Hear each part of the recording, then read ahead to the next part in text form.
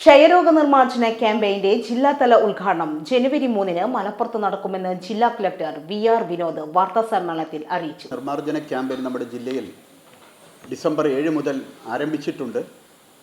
ഇത് മാർച്ച് 24 വരെ തുടരുന്നതാണ്. ദേശീയ കുഷ്ഠരോഗ നിർമ്മാർജ്ജന പദ്ധതിയുടെ ഭാഗമായിട്ടാണ് ഈ പരിപാടികൾ ആരംഭിച്ചത്.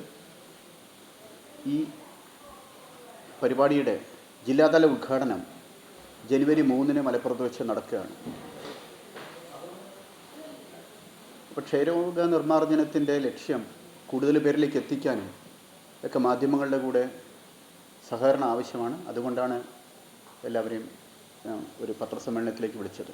സുസ്ഥിര വികസന ലക്ഷ്യങ്ങൾ കൈവരിക്കുന്നതിൻ്റെ ഭാഗമായി 2025 ക്ഷയരോഗ നിവാരണം ഉറപ്പാക്കുന്നതിന് പൊതുജന പങ്കാളിത്തത്തോടെ നമ്മുടെ രാജ്യം 100 ദിന കർമ്മ പരിപാടി ഡിസംബർ 7 മുതൽ മാർച്ച് 24 വരെ ദേശീയ കുഷ്ഠ നിർമ്മാർജ്ജന പദ്ധതിയുടെ ഭാഗമായി നടത്തുന്നുണ്ട്.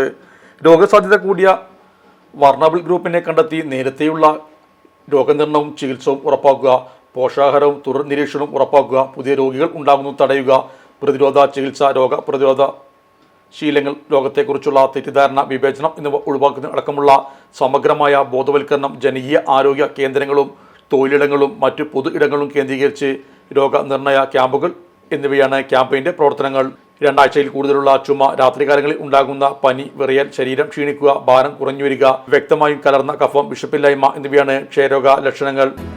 നമ്മുടെ സംതൃപ്തിയേക്കാൾ വിലപ്പെട്ടതാണ് നമുക്ക് വേണ്ടപ്പെട്ടവരുടെ സന്തോഷം.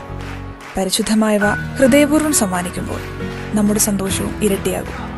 Dubai Golden Diamonds, Pride of Generations, India, Oman, Bahrain.